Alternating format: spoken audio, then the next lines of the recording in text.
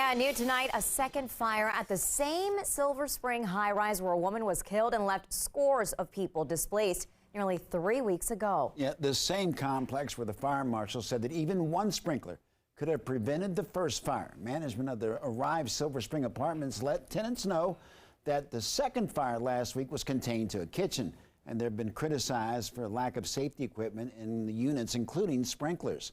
Our Dave Laval has followed this story since it happened and joins us live from the scene. Yeah, and Dave, even though the second fire was limited to the kitchen, some tenants are telling you they're nervous about their safety. Good evening, Tusmeen and Mark. And yes, indeed, tenants are nervous this evening.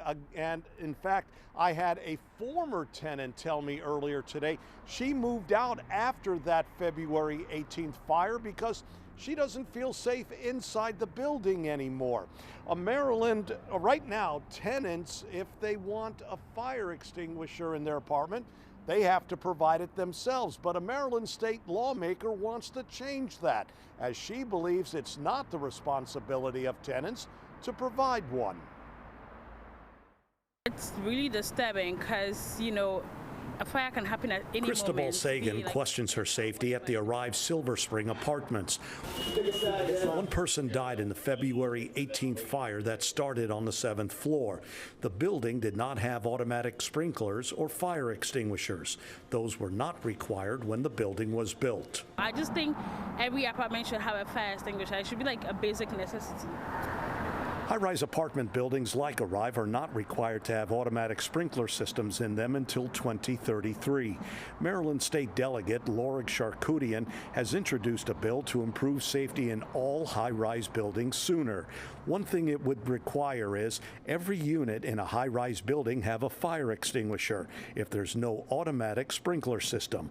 Those would have to be in place by this July 1st. What's something we can do very quickly that can put safety in place, make it safer right now? Sagan supports that. If you don't have like a fire extinguisher to put it out, it's just gonna get worse. But not all tenants agree. If I don't have it, I still have water in a bucket and I can just manage with that. 25-year-old Melanie Diaz died in the February 18th fire. Charkoudian's bill is named after her. Diaz's father told us it's a good first step to prevent other families from experiencing the pain his is. Last Saturday, and now she's not here with us. So.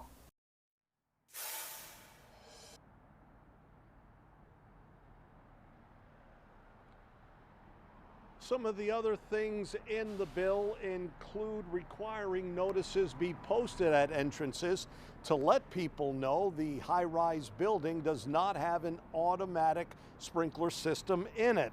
Plus, that information would have to be included in any lease contract.